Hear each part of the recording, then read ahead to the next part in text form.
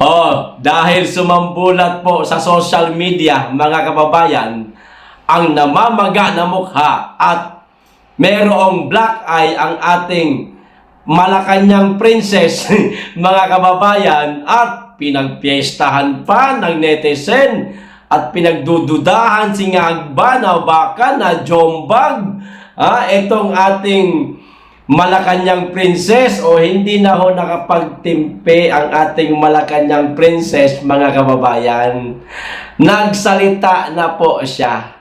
Nagpaliwanag siya kung ano ang tunay na nangyari sa mata niyang merong black eye. O eto po ang sinabi ng ating Malacanang princess, mga kababayan. Ibigay ko po sa inyo. O ayan, basahin ko muna ang caption ng Artlight ha. Ang sabi, sa isang post sa kanyang Instagram account, sinabi ni FL Lisa Marcos na nagkaroon umano ito ng matinding eye allergy, mga kababayan, na naging sanhi ng pamamaga ng kanyang mata. Ayan. Allergy daw, mga kababayan. Pero wala naman siyang sinabi kung saan siya na nagkaroon ng allergy. Kung sa pagkain ba, o kung sa gamot, baka na-overdose. O di kaya, baka allergy sa kamao. Tumama yung kamao, pak! O yun, allergy, black eye. Tuloy yung basa. Naging malinaw ngayon para sa mga netizens na hindi suntok ang dahilan, kundi kung bakit namaga ang mata ng unang ginang gaya ng mga haka-haka na kumakalat sa social media. Yun nga yung nasuntok. O, eto ang sabi niya mismo, mga kababayan. Lisa Marcos. Ayan, Instagram yan, mga kababayan. No? Napaka-social talaga magsalita nitong ating princess ng Malacanang.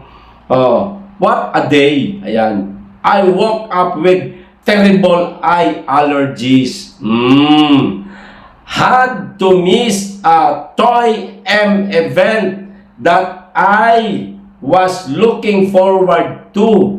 And then, just when I thought I couldn't get worse, slipped on the pavement and landed hard on my left side.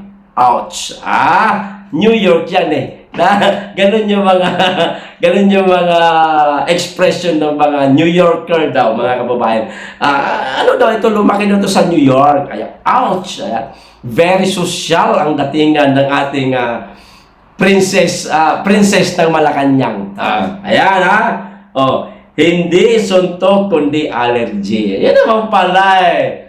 Allergy daw, mga kababayan. Pero wala siyang inilagay kung saan sa allergy. Kung allergy ba sa mga pagkain, meron ba siyang nakain na yun ang naging sanhi para lumobo ang kanyang mukha at nagkaroon ng pasateka.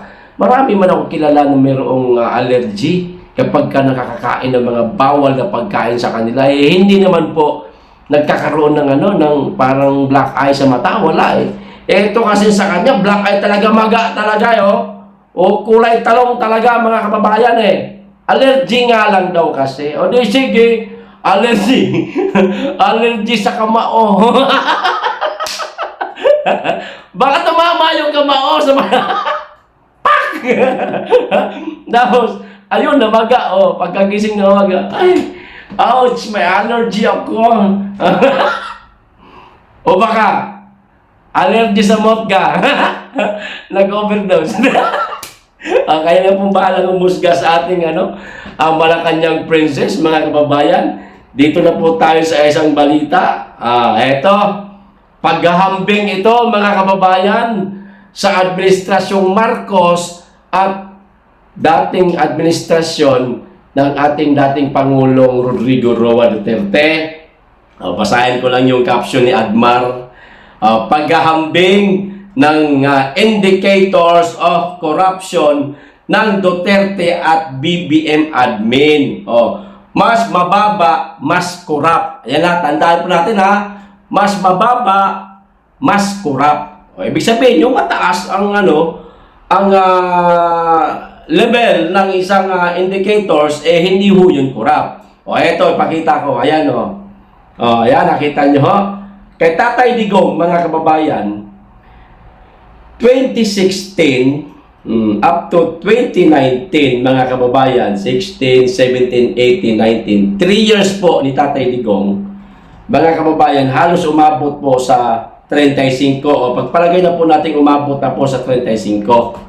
Okay? Dihamak po, mga kababayan, na mas mababa si Marcos. Ibig sabihin, mas corrupt si Marcos. Etong isa naman, and 2022 to 2024, ganun pa rin, mga kababayan.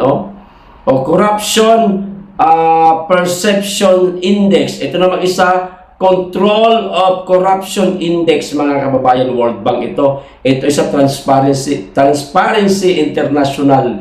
Ibig sabihin, nitong indicators na ito, mga kababayan, mas mababa, mas corrupt daw yun. Taliwas po ito, mga kababayan, sa ipinapakalat po nila ngayon na di umano, hindi corrupt ang administrasyong Marcos. Paano to?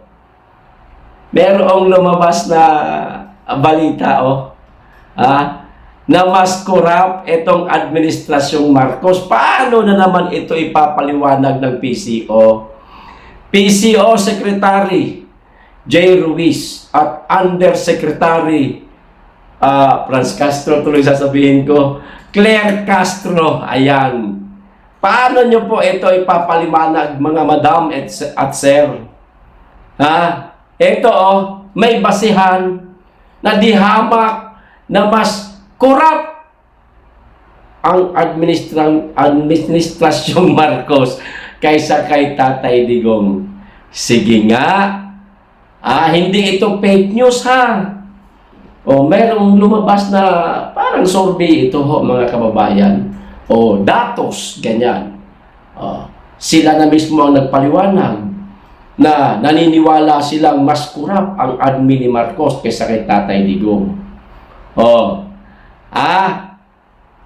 Kayo na mismo ang magpabango dyan sa amo ninyo.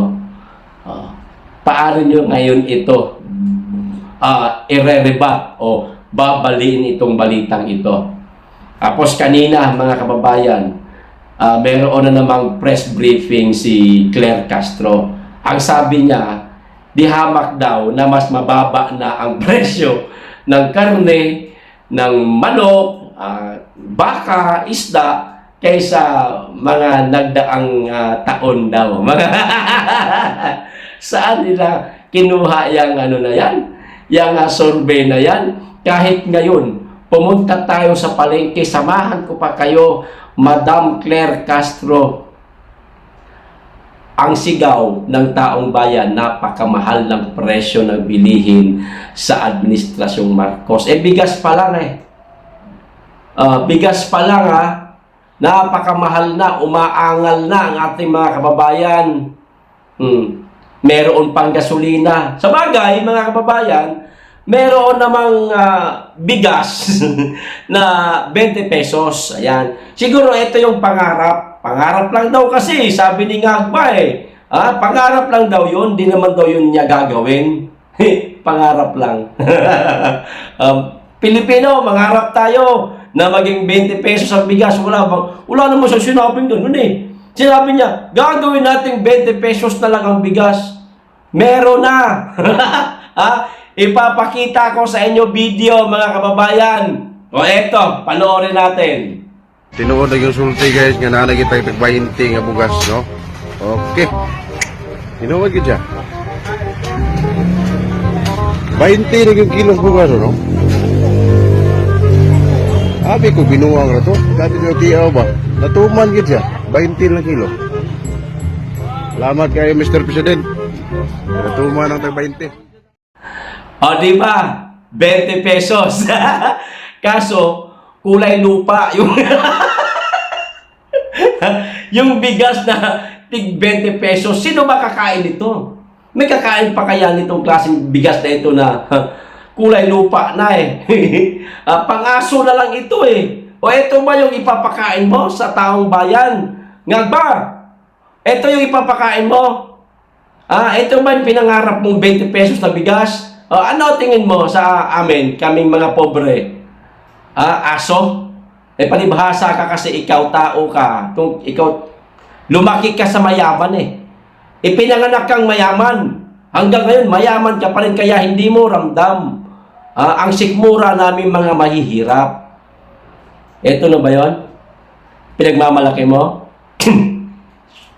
Mauna kang kumain bago kami kakain. Magsaing kayo ng pamilya mo, sama mo yung mga asawa mong prinsesa ng Malacanang, subuan mo, magsubuan kayo. Di ba na kung ano ulam yung masasarap. Importante mauna kayong kumain bago kami bumili nito. Tingnan natin kung makakain yung kainin to. Di ba mga kababayan, ang tingin nila sa atin, ganito lang. Hayop ho ang tingin nila sa atin. Yun lang po ang palagay ko.